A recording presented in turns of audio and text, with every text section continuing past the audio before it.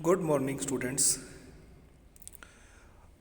हमने पिछले लेक्चर में वैल्यूएशन ऑफ गुडविल के थ्योरी के बारे में पढ़ा था।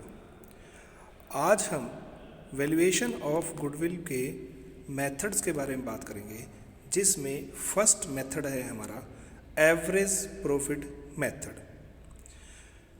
एवरेज प्रॉफिट मेथड के द्वारा गुडविल कैसे फाइंड की जाती है वो हमने इसके अंदर फाइंड करना है। तो एवरेज प्रॉफिट मेथड में गुडविल को कैलकुलेट करते समय जो हमारा बेसिक फार्मूला है वो है average profits multiplied by number of years purchase.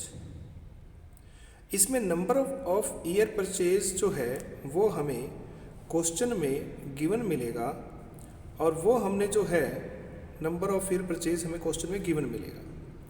ये हमें कहीं से कैलकुलेट करने की ज़रूरत नहीं होती। बाकी ये होता क्या है इसके बारे में हम थोड़ा सा डिस्कस करते हैं। Number of year purchase actual में ये होता है कि कंपनी फ्यूचर में कितने टाइम तक उसी एवरेज से प्रॉफिट कमाती रहेगी जितने एवरेज से वो पहले कमा रही थी। ठीक है, फ्यूचर के लिए ये कह सकते हो कि पिछले बिजनेसमैन का जो इफेक्ट है वो कितने समय तक नए बिजनेसमैन के बिजनेस पर रहेगा, कितने समय तक उसका प्रभाव रहेगा। उस प्रभाव को ही हम नंबर ऑफ ईयर परचेज बोलते हैं। परचेज करने के बाद की स्थिति की बात होती है ये हमारी। ठीक है, दूसरा है हमारा इसके अंदर कि हमें एवरेज प्रॉफिट कैलकुलेट करने पड़ेंगे, जो कि दो प्रकार के होते हैं। एवरेज प्रॉफिट्स जो हैं वो कितने प्रकार के होते हैं? दो प्रकार के होते हैं, जिसमें सबसे पहला है simple average profit. Simple average profit बड़ा सिंपली ही कैलकुलेट होता है हमारा। ठीक है, अभी बताता हूँ उसके बारे में। दूसरा जो है वो है वेटेड एवरेज प्रॉफिट। अब पहले हम बात करते हैं वेटेड एवरेज प्रॉफिट के बारे में कि वेटेड एवरेज प्रॉफिट हम कब कैलकुलेट करेंगे। वेटेड एवरेज प्रॉफिट हम तब कैलकुलेट करते हैं जब हमारे प्रॉफिट लगातार इंक्रीज हो रही हो।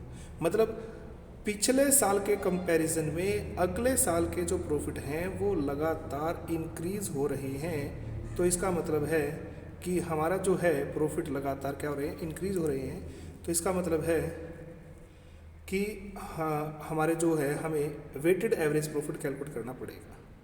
ये होता है भाई हमारा जब हम वेटेड एवरेज प्रॉफिट कैलकुलेट करते हैं। इसके बाद हम अगर बात करें नेक्स्ट की, तो सिंपल एवरेज प्रॉफिट कैसे कैलकुलेट किया जाता है उसके बारे में है हमारा। इसमें टोटल प्रॉफिट्स का मतलब है जितने भी ईयर्स की हमें इन्फॉर्मेशन दे रखी है, 2 की, 3 की, 5 की, जितने भी ईयर्स की प्रॉफिट की इन्फॉर्मेशन है उन प्रॉफिट्स का टोटल करेंगे। अगर बाई चांस किसी ईयर में लॉस दे रखा हो तो उस लॉस को माइनस कर देंगे। जो टोटल आएगा उसके डिवाइड में आएगा टोटल नंबर ऑफ ईयर्स, जो ईयर्स की संख्या है, चाहे वो प्रॉफिट्स वाला ईयर हो चाहे वो लॉस वाला ईयर हो। मान लो कि 4 साल के लिए इन्फॉर्मेशन है, उसमें से 3 साल प्रॉफिट के 1 साल लॉस का है, तो तीनों प्रॉफिट्स को ऐड करेंगे, लॉस को घटाएंगे, वो तो ऊपर लिखा जाएगा। और नीचे जो है टोटल संख्या होगी हमारी 4। ठीक है, तो बटे में जो है डिवाइड में 4 लिखेंगे हम, और तो डिवाइड करने के बाद जो आएगा वो हमारा क्या आएगा? Simple average profit. इसके बाद अगर हम नेक्स्ट की बात करें कि वो है वेटेड एवरेज प्रॉफिट की कैलकुलेशन कैसे की जाती है। वेटेड एवरेज प्रॉफिट हम कैसे कैलकुलेट करेंगे? वेटेड एवरेज प्रॉफिट को कैलकुलेट करने के लिए देखो ये फार्मूला है हमारा टोटल ऑफ, किस चीज़ का टोटल करना है हमने? Profits into weights. ठीक है, प्रॉफिट्स हर एक ईयर का प्रॉफिट जो लिखेंगे हम उसके गुणा में वेट्स। ठीक है, गुणनफल जो आएगा उस गुणनफल का जोड़ करना है, उस जोड़ को डिवाइड करना है टोटल ऑफ वेट्स के साथ में। तो डिवाइड करने के बाद जो आएगा वो वेटेड एवरेज प्रॉफिट आएगा। ठीक है, if weights are not given, यदि वेट्स गिवन ना हो तो फिर हमें जो है अपनी तरफ से वेट्स एज्यूम करने पड़ते हैं, वेट्स हमें खुद कैलकुलेट करने पड़ते हैं, 1 2 3 4 इस तरह से। अगर वेट्स गिवन है तो जो गिवन है वही लेने पड़ेंगे, इसमें कोई चेंजेस नहीं है। ठीक है, ये एक एग्जाम्पल बता रखा है कि हम वेटेड एवरेज प्रॉफिट कैसे निकालते हैं। ये हमने जो है 4 साल के लिए प्रॉफिट्स लिए हैं 20,000, 35,000, 42,000 एंड 60,000। वेट्स 1, 2, 3, 4 अगर गिवन है तो वही लेंगे, गिवन नहीं है तो 1, 2, 3, 4 के हिसाब से गुणनफल करेंगे इनका, और गुणनफल का जो जोड़ आएगा उस जोड़ से डिवाइड करेंगे टोटल ऑफ वेट्स को। ये जोड़ जो आया है हमारा 4,56,000 का आया है, इसको हम डिवाइड करेंगे टोटल ऑफ वेट्स 10 से, तो जो आ जाएगा हमारा वो वेटेड एवरेज आ जाएगा। ठीक है, हमेशा याद रखना कि वेटेड एवरेज और सिंपल एवरेज का आंसर अलग अलग होगा। हम ये नहीं कह सकते कि दोनों का आंसर सेम होगा। सेम इसलिए नहीं होता क्योंकि इसमें हम वेट से मल्टीप्लाई करते हैं तो उसका जो वैल्यू है वो चेंज हो जाती है। ठीक है, अब इसके बाद एक चीज़ और है छोटी सी, ठीक है, कि हमें एवरेज निकालते समय कुछ सावधानियों की ध्यान रखने की ज़रूरत होती है। वो सावधानियाँ कौन कौन सी हैं, वो सावधानियाँ मैं यहाँ पे आप लोगों को शो नहीं कर सकता, केवल बता रहा हूँ आपको कि क्या क्या सावधानियाँ ध्यान रखनी होती है। जैसे कि एबनॉर्मल प्रॉफिट, जिस ईयर के प्रॉफिट में एबनॉर्मल प्रॉफिट शामिल होगा हमें उस ईयर में से लेस कर देंगे एबनॉर्मल प्रॉफिट को।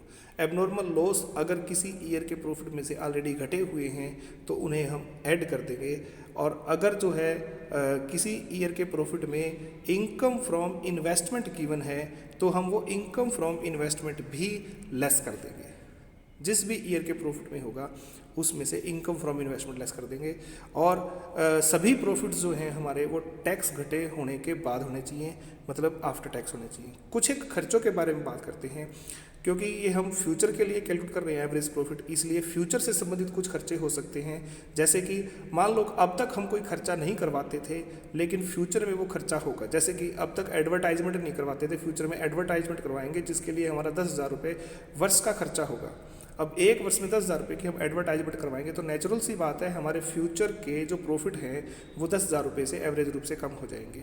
तो उसके लिए दो तरीके हैं, या तो उसको सभी ईयर्स के प्रॉफिट जो हमें प्रॉफिट गिवन है सभी में से लेस करो, ये मानते हुए कि अगर हम पहले भी ये खर्चा करते तो हमारे प्रॉफिट कम हो जाते, या फिर उसको सीधा एवरेज में से एक बार घटा दो, केवल एवरेज में से डायरेक्ट। जैसे अगर मान लो यहाँ पे हम करते तो या तो जैसे सभी ईयर्स में से 20,000 में से भी 10,000 लेस करो, 35 में से भी 10,000 लेस करो, 42 में से भी 10,000 लेस करो, और 60,000 में से भी 10,000 लेस करो। उसके बाद ये वेटेड मल्टीप्लाई करके और फिर सिंप्लीफाई करो, या फिर क्या करो सीधा सीधा सा जो है हमारा जो आंसर आया हुआ है 45,600, इसमें से डायरेक्ट 10,000 लेस कर दो एक बार, बस उसी से हमारा काम चल जाएगा।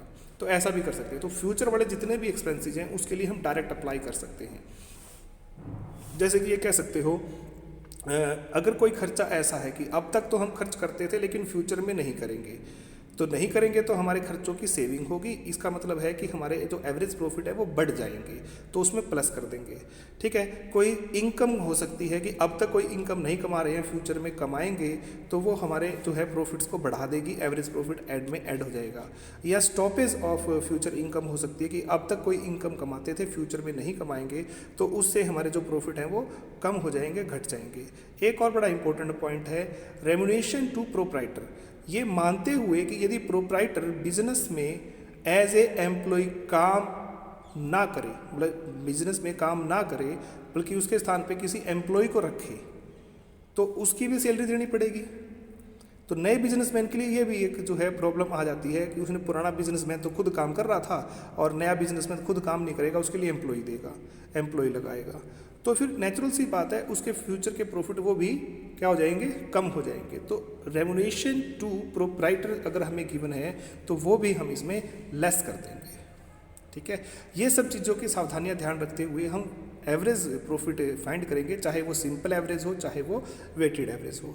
ये करने के बाद फिर जो है हमने जो है ये मान के चलो कि कैलकुलेशंस करनी होती है। अब आगे एक तो एग्जाम्पल दे रखे हैं, मैं एग्जाम्पल बता रहा हूँ आप लोगों को।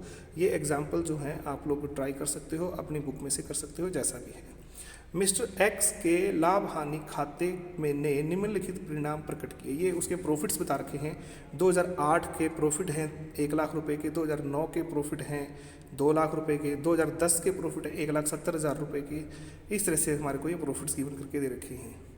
आगे ये बता रखा है कि एक्स ने जो है अपना बिजनेस वाई को बेचने के लिए सोचा है, और इन चीज़ों को ध्यान रखते हुए हमने गुडविल की कैलकुलेशन करनी है।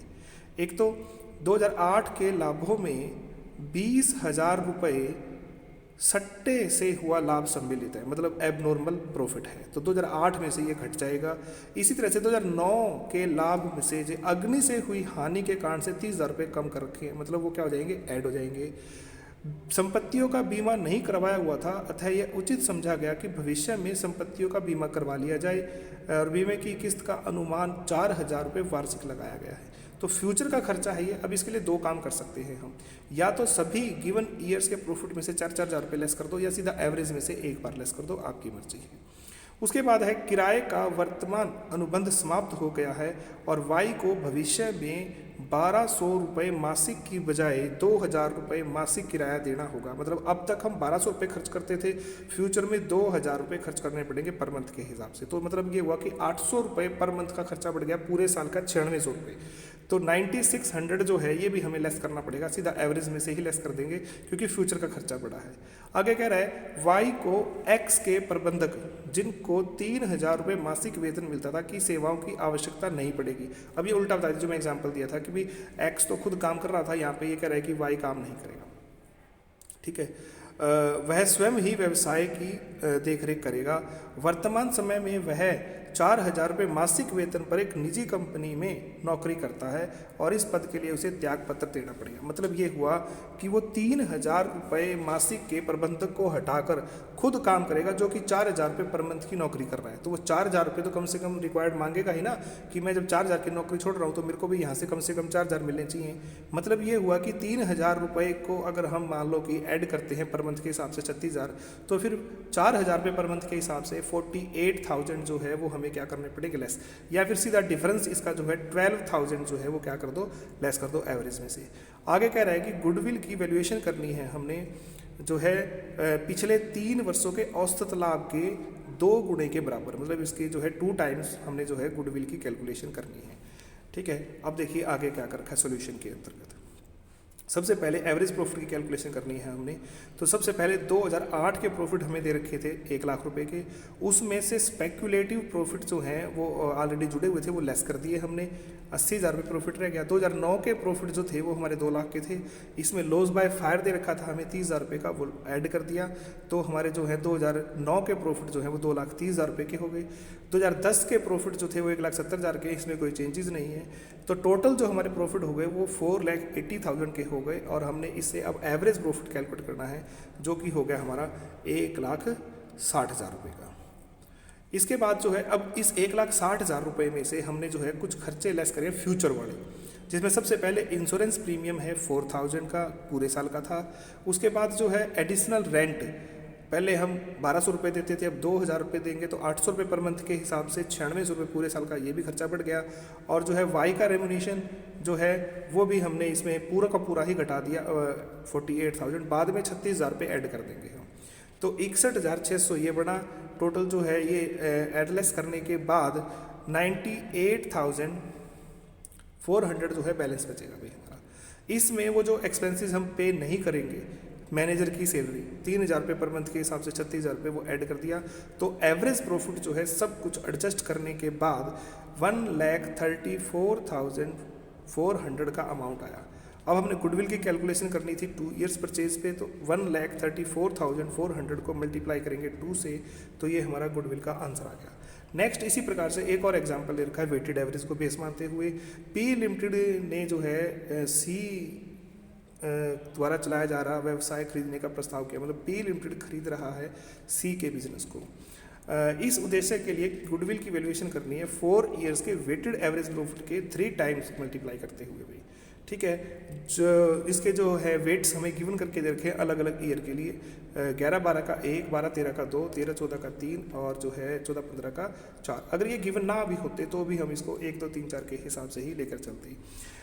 प्रति वर्ष 31 मार्च को समाप्त होने वाले इन वर्षों के लाभ इस प्रकार से हैं, अलग अलग प्रॉफिट दे रखे हैं। पहले वर्ष का प्रॉफिट 20,200 रुपये का है, दूसरे का 24,800 का, तीसरे का 20,000 रुपये का, चौथे का जो है वो 30,000 रुपये का प्रॉफिट है। आगे कह रहा है ये लेखों की जांच से निम्नलिखित बातें प्रकट हुई हैं, मतलब आगे कुछ इन्फॉर्मेशन दे रहा है हमारे को ये। सबसे पहले 1 दिसंबर 2013 को प्लांट के संबंध में एक बहुत बड़ा मरम्मत किया गया है, जिस पर 6,000 रुपये खर्च हुए और इस अमाउंट को प्रॉफिट एंड लॉस अकाउंट में से चार्ज कर लिया, ठीक है। अब देखो बड़ा अमाउंट अगर खर्च करते हैं तो उस अमाउंट को हम एज ए कैपिटलाइज्ड मानते हुए, ठीक है ना, उसको एसेट की वैल्यू में ऐड करते हैं, ना कि खर्चे के रूप में दिखाते हैं। इन्होंने खर्चे के रूप में दिखा दिया, ठीक है। और ये क्या भी रखा है कि इस जो है खर्चे को जो है पूंजीकरण करना है, मतलब कैपिटलाइज करना है हमने गुडविल की वैल्यूएशन के लिए। और क्या रहेगी इसके ऊपर जो है क्रमागत ह्रास विधि, मतलब डिमिनिशिंग बैलेंस मेथड कह लो या रिड्यूसिंग बैलेंस मेथड कह लो, उसके आधार पर 10% रिटर्न डाउन वैल्यू के हिसाब से डेप्रिसिएशन लगाते हुए। अब कैसे करना है वो हम इसके बारे में आगे देखेंगे, ठीक है। जैसे 6,000 रुपये हम ऐड करेंगे दिसंबर 2013 में 2013-14 वाले प्रॉफिट में, तो उसमें से 6,000 रुपये के ऊपर 10% की दर से 1 दिसंबर से 31 मार्च तक, मतलब 4 महीने का डेप्रिसिएशन घटा देंगे। और उससे अगले साल जो होगा वो बची हुई वैल्यू के ऊपर पूरा 10% की दर से पूरे साल का डेप्रिसिएशन घटाएंगे। आगे देखो क्या क्या रखा है। 12-13 के वर्ष के लिए अंतिम रहतिये का मूल्य 2,400 रुपये अधिक मूल्य कर दिया। अब 12-13 के क्लोजिंग को ज़्यादा किया गया है, मतलब हमारे प्रॉफिट भी बढ़ गए होंगे। तो 12-13 वाले प्रॉफिट में तो हमने 2,400 रुपये लेस करेंगे, और जो 13-14 वाला प्रॉफिट होगा उसका ओपनिंग स्टॉक माना जाएगा वो, और उसको भी अगर हमने ओवर वैल्यूड कर रखा है तो 13-14 के जो प्रॉफिट है वो ऑलरेडी कम हो गए तो उनको ऐड करना है, उसमें ऐड होंगे। ये 2 ईयर्स के ऊपर इफेक्ट पड़ेगा इसका। उसके बाद है कि गुडविल की वैल्यूएशन के लिए जो है मैनेजरियल कॉस्ट बता रखी है हमारे को 4800 रुपये वार्षिक, मतलब ये एवरेज के रूप में होगा कि हमें एवरेज रूप से ये और घटाने पड़ेंगे। तो ये सीधा एवरेज में से एक बार घटा देंगे लास्ट में, या सभी में से घटाना हो तो आपकी इच्छा है। उसके बाद है सी के व्यवसाय की ख्याति का मूल्यांकन करना है हमने गुडविल की वैल्यूएशन। तो सबसे पहले देखो ये कैलकुलेशंस में क्या कर रखा है। 2011-12 के प्रॉफिट लिए 20,200, इसमें कोई चेंजेस नहीं थी, लेकिन ये जो फ्यूचर के खर्चे थे 4800 रुपये, ये एक बार इकट्ठे ना लेस करके इसमें अलग अलग लेस करके दिखाए हुए हैं। तो 4800 रुपये ये लेस कर दिए हमने, 15,400 बचे, इसको 1 से गुणा कर दिया। उसके बाद जो है 12-13 के जो प्रॉफिट थे इसमें से एक बार तो ओवर वैल्यूएशन ऑफ इन्वेंट्री है क्लोजिंग स्टॉक की, 24 रुपये वो लेस हो जाएगी। दूसरा जो है वो मैनेजमेंट एक्सपेंसेस के जो थे 4800 रुपये वो लेस हो जाएंगे। लेस करने के बाद 17,600 बचे, इसको 2 से गुणा कर दिया। उसके बाद जो है नेक्स्ट है हमारे 2013-14 के प्रॉफिट 20,000 रुपये के हैं। इसमें एक तो पिछले साल की जो ओवर वैल्यूएशन थी इस साल की ओपनिंग स्टॉक के रूप में होगी, 24 रुपये वो ऐड हो जाएंगे। दूसरा जो था वो रिपेयर के जो खर्चे थे 6,000 रुपये कैपिटलाइज्ड कर दिए, वो भी इसमें प्रॉफिट में ऐड हो जाएंगे। तो टोटल 28,400 हो गया, और इसमें से डेप्रिसिएशन लेस हो जाएगा 6,000 रुपये के ऊपर 10% की दर से 4 महीने का 200 रुपये का, और 4800 रुपये जो एक्सपेंसेस हैं फ्यूचर वाले वो लेस कर दिए। तो बैलेंस बचा हमारा 23,400 रुपये, इसको गुणा कर दिया 3 से, 70,200 रुपये ये अमाउंट हो गया। उसके बाद 14-15 के जो प्रॉफिट है 30,000 रुपये के हैं, इसमें से वो जो डेप्रिसिएशन घटाना था पिछले साल जो हमने एसेट को कैपिटलाइज करा उसके बेस पे वैल्यू हमारी थी 6,000 रुपये, उसमें से 200 रुपये डेप्रिसिएशन कट के 5800 रुपये बनती है वैल्यू। उसके ऊपर 10% की दर से 580 रुपये का डेप्रिसिएशन हमने घटाना है। और उसके बाद जो है मैनेजमेंट एक्सपेंसेस घटा दिए 4800 रुपये के, 53,180 घटाने के बाद 24,620 रुपये, इसको 4 से गुना कर दिया। ठीक है, इनका टोटल कर लिया हमने ये 2,19,280, और टोटल ऑफ वेट्स आया 10। इसके बाद हमने एवरेज प्रॉफिट निकाल लिया। यहाँ पर यह बात ध्यान रखने की है कि अगर हम ये 4800 रुपये हर ईयर के प्रॉफिट में से ना घटाते, डायरेक्ट कैलकुलेट कर लेते, तो उसके बाद जो हम एवरेज निकालते उस एवरेज में से एक बार बस केवल 4800 रुपये लेस कर दो, तब भी हमारा आंसर इतना ही आएगा। उसके बाद जो है हमने गुडविल की कैलकुलेशन करनी थी 3 ईयर्स परचेज पे, तो average profit Guna number of year purchase कर दिया, ये 65,784 रुपये हमारी गुडविल की वैल्यू आ गई। ठीक है, तो इस तरह से हम जो है एवरेज प्रॉफिट मेथड से गुडविल की कैलकुलेशन करते हैं। आज के लिए इतना ही, बाकी आप प्रैक्टिस कीजिए, कीप प्रैक्टिसिंग। ठीक है, थैंक यू, गुड डे।